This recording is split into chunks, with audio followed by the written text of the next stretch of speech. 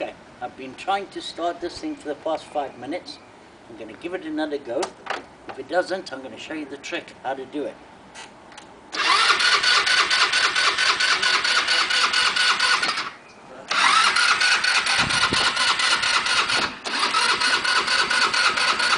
You see, it just will not start. So, what we're going to do now is I'm going to go in here where I've got a piece of cardboard pipe.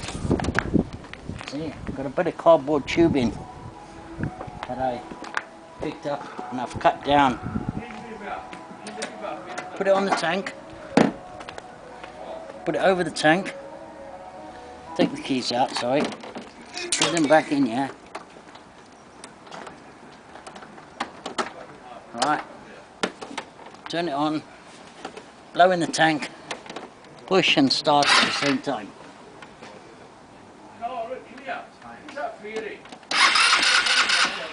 Oh, wait.